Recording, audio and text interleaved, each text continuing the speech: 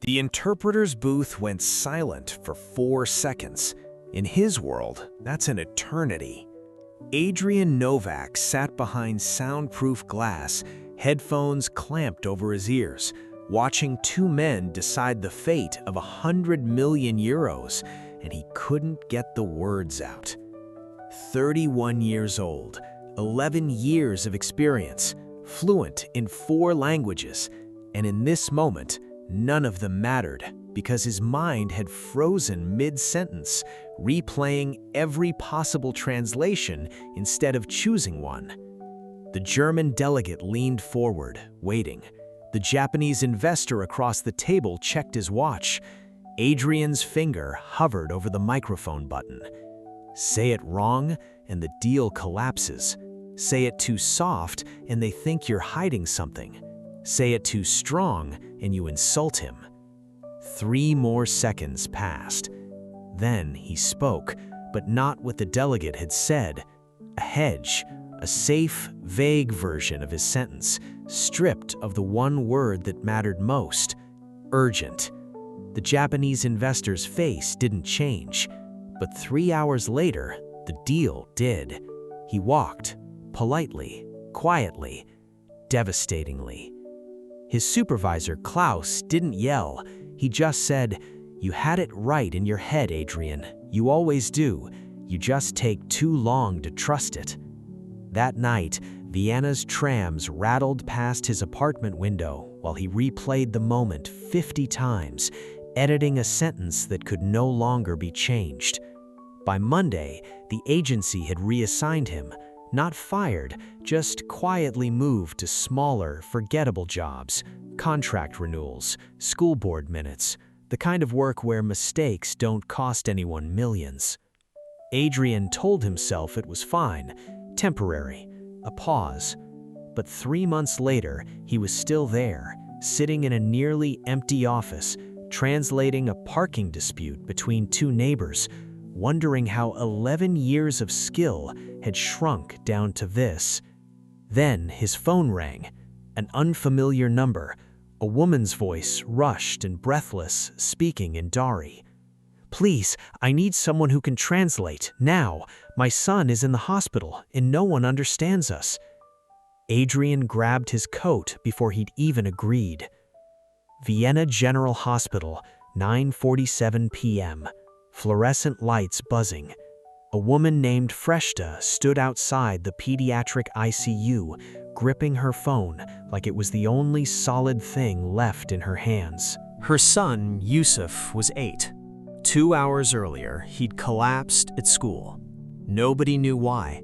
The German-speaking doctors were talking fast, using words Freshta didn't recognize, and every second of confusion looked to her like her son slipping further away. Adrian arrived breathless, badge still clipped to his old blazer from the agency, though he had no idea if it would even get him past security. It did. Nobody stopped a man who walked like he belonged. Inside the consultation room, Dr. Hoffman was already talking, clipboard in hand, sentences clipped and clinical. Possible autoimmune reaction, needs immediate steroid treatment, risk of relapse without monitoring. Adrian opened his mouth to translate and felt it again.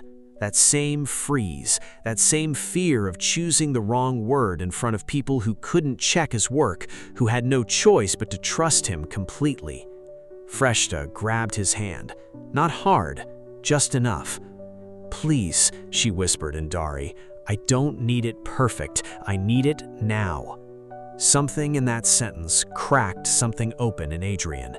He translated. Not the ideal word, not the elegant phrasing he'd have spent 3 seconds hunting for in the boardroom. The true word, the fast word, the one that let Freshta understand. "Your son needs this medicine tonight, and here is why." Freshta's shoulders dropped an inch. She nodded. She signed the consent form. For the next 4 hours, Adrian stayed, translating updates, translating fears, translating a mother's questions about side effects and a doctor's careful, honest answers about uncertainty. Nothing was perfect, everything was fast, Every sentence mattered more than the last, and there was no time to edit any of them. At 2 a.m., Yusuf's fever broke. Freshta cried into Adrian's shoulder, thanking him in a language mixed with 3 others, none of it needing translation at all. Walking to his car afterwards, Adrian stopped under a street lamp and did something he hadn't done in 3 months. He replayed the night, not to find his mistakes, but because for the first time since Klaus's quiet reassignment, he couldn't find any at all. He'd spoken 40, maybe 50 times that night, rushed, unpolished, alive. Not one sentence had been perfect. Every single one had worked. 2 days later, the agency called. Not Klaus this time, an hemostat doctor named Dr. Weiss, asking if Adrian could take on regular shifts as an emergency medical interpreter. Different pay scale, different pressure. No boardrooms, no million-euro silences, just people who needed to understand what was happening to their bodies right now, tonight. Adrian said yes before he'd finished thinking it through. For a while, it felt like redemption. He worked nights, he translated diagnoses, consent forms, terrified questions from parents, and confused answers from exhausted doctors. Every shift, he spoke fast, spoke imperfectly, and somehow it kept working. Came the night with the old man. Herr Bauer, 83, brought in after a stroke. His daughter, Ingrid, flew in from Hamburg, arriving at the hospital at midnight, half out of her mind with fear. She didn't speak Turkish. Her father, in his confusion, had reverted entirely to it, the language of his childhood, the only one his stroke-damaged brain could still reach. Adrian stood between them, translating the neurologist's explanation of the bleed, the treatment options, the risks of surgery versus waiting. And then Herr Bauer said something that wasn't medical at all, something raw, half-mumbled, meant only for his daughter. A confession, an old regret about her mother, about the years he'd spent working instead of coming home. Adrian froze, not from fear this time, but from a different kind of weight. This wasn't a form to fill out. This was a father's last honest sentence to his daughter, and Adrian was the only bridge between them. He translated it, every word, even the parts that trembled. Ingrid broke down sobbing, gripping her father's hand, saying things back to him in German that Adrian then carried into Turkish, back and forth, until 2 strangers' entire history passed through him like electricity through a wire. Herr Bauer survived the surgery. 3 days later, discharged, he asked to see Adrian one more time.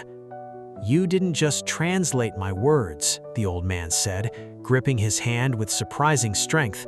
"You gave my daughter her father back before I disappeared." Adrian walked out of that hospital room and sat in his car for 20 minutes, unable to drive. He thought about the boardroom, the frozen 4 seconds, the safe hedged sentence that had cost a 100 million euro deal. He'd spent 3 months believing that failure meant he wasn't good enough, that somewhere inside him was a flaw that needed fixing before he could be trusted with anything important again. But sitting in that car, he understood something else entirely. The failure hadn't come from a lack of skill, it had come from the space he'd given himself to doubt. Those 4 seconds where he chased a perfect sentence instead of trusting the true one already sitting in his mind. Every time it mattered most, Yusuf's fever, Herr Bauer's confession, there had been no time to doubt. And without that time, what emerged wasn't reckless, it was exactly right, because it came from 11 years of instinct instead of 11 seconds of second-guessing. He hadn't needed to become someone new, he'd needed to stop getting in his own way. 6 months later, Adrian stood in a different kind of room. Not a hospital, not a boardroom, but a small lecture hall at the University of Vienna, training a new class of medical interpreters. "You will freeze," he told them. "Everyone does, at least once. The question isn't whether you'll doubt yourself, It's how long you'll let the doubt speak before you do. A young woman in the front row raised her hand. What if you choose wrong? Adrian smiled, not the practiced smile of someone performing confidence, but something quieter, earned. Wrong and late, he said, costs more than wrong and fast ever will. I learned that the hard way. I hope you won't have to. That evening, walking home along the Danube, his phone buzzed. A message from Klaus, forwarded from the old agency. The German delegate from that boardroom, years later, was requesting Adrian by name for a new negotiation, not because of what happened that day, because of how he'd heard Adrian had changed since. Adrian didn't reply right away.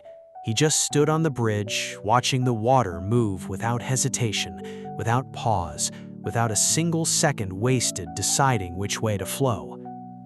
Then he put his phone away and kept walking. Some sentences, he'd learned, were never ever meant to be perfected. They were only ever meant to be said. If Adrian's story found you in your own frozen 4 seconds, let it be the reason you finally speak. Somewhere, someone is waiting on the true sentence only you can give them. Trust it and say it now.